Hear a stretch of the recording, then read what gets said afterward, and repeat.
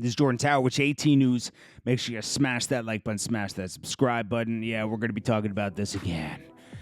So what has it been? 14 hours, 15 hours, and the album is still trash. Yeah, it is. Okay.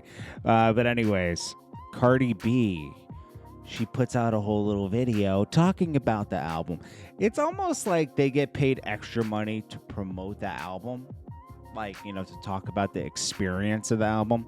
So Cardi B goes to IG Live and she's like, I only had about now this is all lies, and I'll tell you why, okay? This is funny.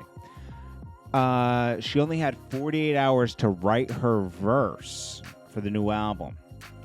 And let's see, swipe to here. So it says, the day Khaled did the video, we sent him the hook in one verse so he could know I was working on it and not front. This is my message from the mixes, blah blah blah. He really got on live and lied, writing. Okay. Oh yeah, it says Cardi really got on live and lied about just writing the verse, like we didn't see Khaled bumping it on the set of his new video shoot. He definitely didn't start filming a video 2 days or so between the song. This is why the whole thing's a lie. I'll tell you why. There's no such thing as a surprise album. T-Pain talked about this, and I already knew about it. If anybody has ever released music ever, especially with a streaming service, it's not just a surprise if it's coming out on a certain day. These things are planned. You're talking about millions of dollars being spent here. These things are planned for months. They had this verse at least 4 weeks ago, at least, to mix it, master it, send it to be distributed, right? They have it ready to go. It's ready to go for, April 30th, we'll say. Okay? So Cardi is on there like, hey, guys, I actually wrote this myself. I know. We can hear that you wrote it yourself. It's very clear. And it's clear that you recorded it yourself, too, because it's offbeat. It's not normal. Like, Cardi B is very produced, okay? There's nothing wrong with that. If you like Cardi B's music, that's the kind of music she's delivering. It's fine. She's delivering up-tempo party music, okay? This was rushed, period. Okay, she wrote it herself. She wants to do things on her own. They rushed it in probably 4 weeks ago, not 2 days ago. It's lies. And we know that Cardi B wrote it because it wasn't that great. And I don't expect Cardi B to give her best work to DJ Khaled's album. Why? Why would you do that? Save it for your own. Because then you can, when you're performing it, you're getting all the money. It just makes more sense. It seems like all of these songs were rushed. I mean, you're not going to really mess with a Little Baby and Little Durk song. Everyone's going to like it anyways. There's 2 top artists right now. Same with Drake. Even though it wasn't the best Drake, you're still going to like it. The Jay-Z and Nas is Jay-Z and Nas. There's 2 legends. And those guys don't really mess with verses. It was just the beat was horrible. It was boring. Boring. And Jay-Z and Nas are so good. They're not going to miss totally. Everyone's tripping over this line with Jay-Z, which is a typical Jay-Z line. He says, sorry, that's another B. Haters still ain't recovered from the other B. That's a double B. Nah, that's a triple B. Can't forget about the other B. And Beyonce comes in, it's like, it wasn't that crazy. Like, Jay-Z's been it's braggadocious rhymes. Okay? Jay-Z's infamous for that. But Jay-Z benefits from this album doing well, so of course he's going to give Khaled a verse, okay? Remember when Khaled dropped Top Off the Maybach with Future and Jay-Z and Beyonce? That flopped. Nobody talks about that. Atrocious. He bought a Top Off Maybach from Birdman just for that song. Now, I'll give Khaled everything. He knows how to hype things up, but this just wasn't it.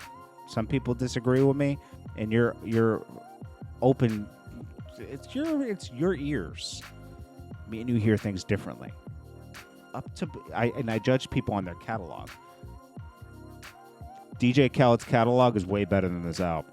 Okay. Blueface gets caught on Twitch with Adin Ross. Now, this is funny. If you're anywhere in entertainment, you know when money is behind a new act. The act is Adin Ross. Adin Ross, nobody ever heard of him 30 days ago. But there's money behind him. There's these groups of TikTokers and everything that come together in these houses in LA. Kind of like FaZe Clan. They're trying to redo the FaZe type of thing, but like these investors get involved. They have millions of dollars, and they pick streamers and everything, have them live in a house, and that's what Adin Ross is in. I don't know what team he's a part of. It says, let's see. The 20-year-old Twitch streamer got on YouTube. So he was in the gaming world. Ross was suspended from Twitch with YouTuber Zayas for photo use some slurs. Okay, so anyways, Adin Ross, you probably saw him in a Polo G video. Polo G playing him a week ago. That was staged for a viral moment. They take that moment. They pay to get it posted everywhere. Once you get it on a few blogs, all the other blogs pick it up. They just had this moment with Blueface, which was obviously staged. And the DDG was in it. DDG's already a big YouTuber. DDG's organically a big YouTuber. He didn't have any money behind him or anything. And that's why you can tell when it was organic, because you could see the rise. Adin Ross came out of nowhere. So you could tell it's money. And you know what? They're doing a good job. I'm not going to lie. They've had, I think they had him with Lil Yachty in here. You know, money's flowing. Get on the Adin Ross train. Keemstar should get some of that money just to report on him. Because Keemstar makes people big.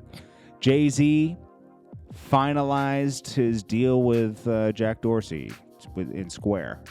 So Tidal is now fully Square, and everybody has been paid, including Rihanna, Usher, J. Cole. This is kind of what Nicki Minaj, Daft Punk.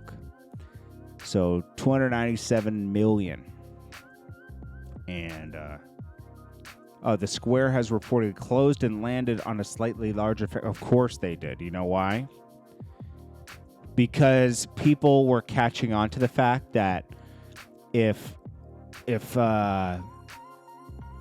Sprint bought in at $233 million for 33%, right, or something like that, that means that the company was worth close to $700 million, right? Because it was a remaining 66%. I'm sorry, 67%. So that would mean for Jack Dorsey to buy the remaining part of the company, it would cost, closer to $500 million, right? But they didn't want to make it look so bad because, of course, if he's buying, he's not buying out Sprint. Obviously, they still own 33%.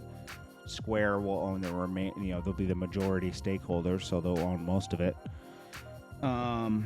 Still, it's a horrible deal because it means the value of the company went down, not up. It didn't even stay where it was valued at.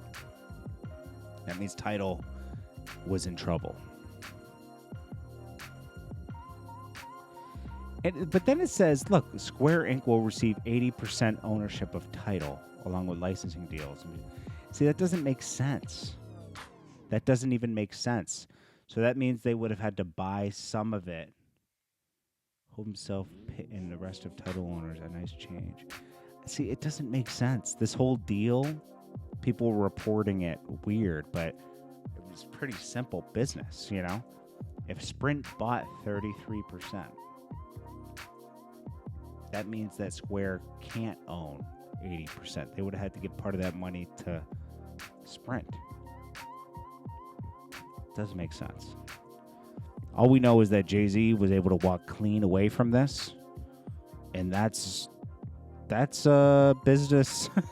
That's being very business savvy in itself. You know, maybe he didn't make a go with he didn't grow the company to compete with Spotify or anything, which is hard to do because they have so much money. But he did get rid of it and make money. So hey, that's amazing in itself. Sometimes you got to know when, hey, I'm outmatched here. We got Apple and Spotify. I can't compete with that. I need more money. So Square will be able to actually pump more money into Tidal. And Jay-Z will be sitting on the board, so he'll still be getting a check just from being on the board of Square. So it is what it is. Anyways, and he'll probably be able to do more deals. Who knows? Anyways, this is Jordan Tower with JT News. I appreciate you guys. Peace.